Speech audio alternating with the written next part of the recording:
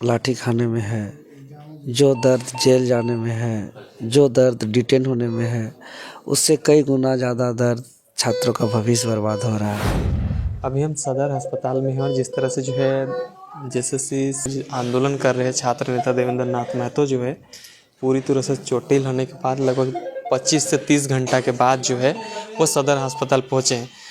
कोतवाली थाना में रिलीज़ होने के बाद जो है यहाँ देखा जा सकता है किस तरह से जो है इन्हें जहाँ पे पैर में चोट लगी थी वहाँ पे जो है अभी पट्टी चढ़ाया जा रहा है और इसी क्रम में जो है हम भी पहुँचे हुए हैं। लगभग अभी 12 बजने को चला है, रात के 12 बजने को चला है और इसी बीच देख सकते हैं कि देवेंद्र नाथ महतो को किस तरह से जो है पट्टी चढ़ाया जा रहा है और जहाँ जहाँ पे सूजन आया है वहाँ पे जो है इस तरह के जो उपचार प्राथमिक उपचार जो होता है वो नहीं किया गया था, जिस वजह से जो है आज लगभग 30 घंटा के बाद जो है देवेंद्र नाथ महतो को उपचार किया जा रहा है। देखिए अभी देवेंद्र जी लगभग अभी आपका जो लाठीचार्ज के बाद 30 से 35 घंटा बीत चुका है और अभी जो है आपका मरहम पट्टी चल रहा है, इतना देर नहीं हुआ क्या? देखिए, जिस प्रकार लाठी बरसाया गया मेरे बदन के ऊपर टारगेटेड करके, इस समस्त झारखंड की जनता समेत देशवासियों ने भी देखा है। लेकिन डिटेन करने के बाद, गिरफ्तार के बाद हम लगातार निवेदन किए कि हमको बहुत असहाय दर्द है, हमारा इलाज कराया जाए, हमारा ट्रीटमेंट कराया जाए। लेकिन मेरा बातों को नज़रअंदाज किया गया, किसी ने नहीं सुना। रुकने दीजिए, पिछड़ने दीजिए। किसी ने नहीं सुना और अंततः जो है कि हम जब 30 घंटा बाद निकले, छात्रों ने साथ आए, हम लोग ने माल्यार्पण भी किया। उसके बाद जब बताया कि दर्द हो रहा है तो सभी छात्र हमको सदर अस्पताल में एडमिट किया और अभी देखिए मेरा लगातार सलाइन चल रहा है। जब से आए हैं इंजेक्शन भी चल रहा है, सलाइन भी चढ़ रहा है और यहाँ पे जो सबसे ज़्यादा गंभीर चोट है, डॉक्टर के अनुसार सूजन को कम करने और दर्द को कम करने के लिए पट्टी भी कराया गया और इस तरीके से जितना हो सके मेरा इलाज बढ़िया चल रहा है यहाँ। तो मतलब प्रशासनिक निगरानी में थे, आपको डिटेन कर लिया गया था, उस दरमियान आपने कहा भी, लेकिन उस टाइम पे क्या कहा गया आपको इलाज कराने के बाद जब आप? नहीं, कोई जवाब नहीं दिया।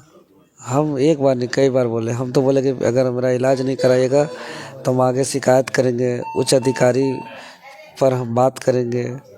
तभी मेरा मोबाइल भी ले लिया गया, जब्त कर लिया गया, लेकिन इलाज नहीं कराया गया मेरा। आपको जिस तरह से आपको लाठीचार्ज किया गया, इसको आप कैसे देखते हैं? जब आप भीड़ में थे, भीड़ से अकेले निकाल के कलर खींच के आपको निकाला गया था।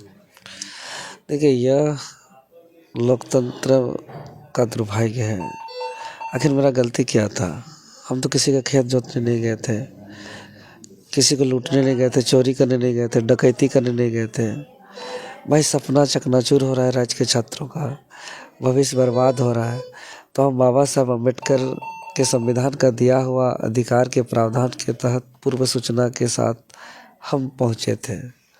लेकिन और वही बात को लेकर के पहुँचे थे सीजीएल मामला को लेकर के, जिस मामला पर खुद माननीय मुख्यमंत्री महोदय सीआईडी जांच का आदेश दिया है।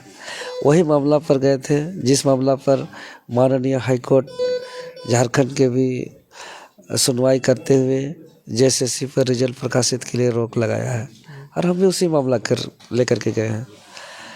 तो एक सच्चाई का संघर्ष में इस तरह का व्यवहार करना निंदनीय है। हम पुलिस प्रशासन को, हम लोग छात्र लोग उसको कानूनी कार्रवाई के लिए, लीगल एक्शन के लिए हम लोग आगे कार्रवाई का हम लोग शिकायत करेंगे। दादा, आप लाठी डंडा खाते हुए हर आंदोलन में दिखते हैं, लेकिन आंदोलन का क्या इस बार फीडबैक निकल के आया? आप लाठी डंडा खा के हॉस्पिटलाइज तो हो गए, लेकिन नतीजा क्या निकला?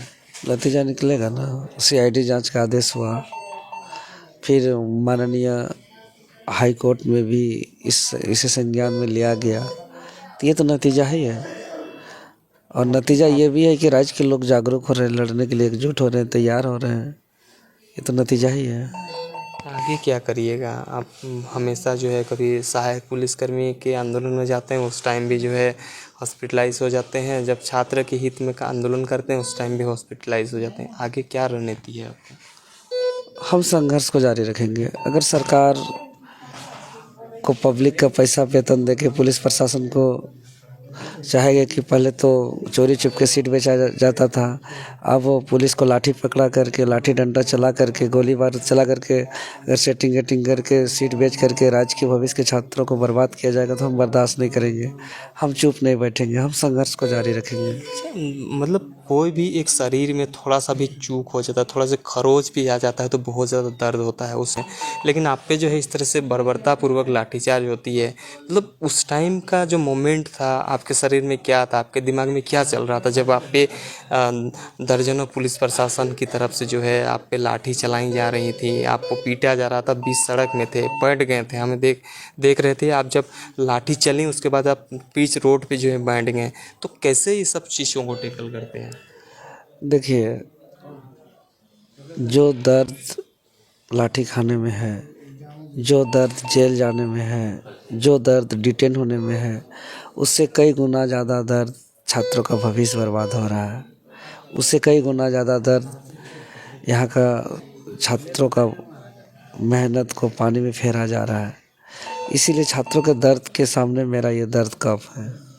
आपको जब डिटेन किया गया उसके बाद जब लगभग 24 घंटा होने को चला, उस दरमियान क्या आपके घर वालों को कोई सूचना दी गई थी प्रशासनिक जो है विभाग की तरफ से कि आप देवेंद्र नाथ महतो को डिटेन कर लिया गया है, कि उस चीज़ों को गुप्त ही रखा गया? नहीं, इसका जानकारी हमको नहीं है, लेकिन हमको जहाँ तक मालूम है कि हमको कहाँ कहाँ कब कब रखा गया है ये किसी को मालूम नहीं था। कितना जगह पे आपको रखा गया था, कितना थाना पे रखा गया था, किसी को कोई अंदाज़ा ही नहीं लग रहा था। सोशल मीडिया पे बस चर्चा बना हुआ था कि देवेंद्र नाथ महतो जो है डिटेन हुए हैं, अब जेल भी जाएंगे, क्योंकि जो पिछले जो आंदोलन का कोई जो धाराएं आप पे बची हुई थी उसको लेकर जो है आपके अधिवक्ता भी ये चीज़ें बोल रही थी। क्या स्थिति और परिस्थितियों का कब छोड़ना पड़ा? जी, अब वो तो प्रशासन का गोपनीय चीज़ है, हम कैसे बता पाएंगे कि क्या परिस्थिति उत्पन्न हुआ, लेकिन हाँ चर्चा में था कि जेल भेजा जाएगा आपको।